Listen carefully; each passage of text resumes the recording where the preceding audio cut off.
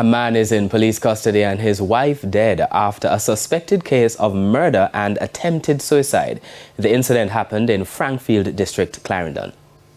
What began as a quiet Tuesday morning at Cupid District in Frankfield, Clarendon ended in horror, smoke and sirens as a domestic dispute escalated into a brutal crime that claimed a woman's life.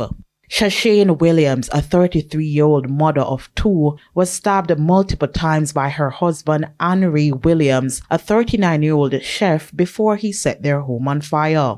According to preliminary reports, the attack unfolded just after midnight on Tuesday inside the couple's home. Both Shashane and Henry were at home with their children when a dispute spiraled into a physical fight.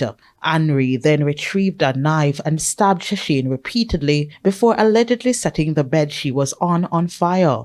With help from residents, the children, who are both under 14 years old, managed to escape unharmed, and Shashane's body was pulled from the burning home. The police and the firefighters were called to the scene. They extinguished the fire and found Shashane's body bloodied with multiple stab wounds and burn marks in the yard. She was taken to hospital where she was pronounced dead.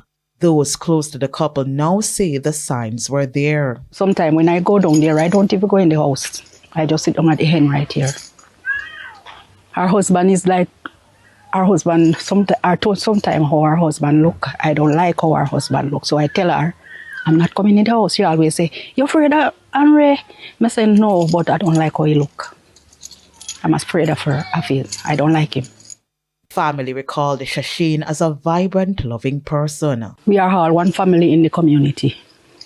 We talk to each other. When she's ready, she come down by my house. When I'm here, she come with it, we lie down, we cook and we eat together. She's not a vile person.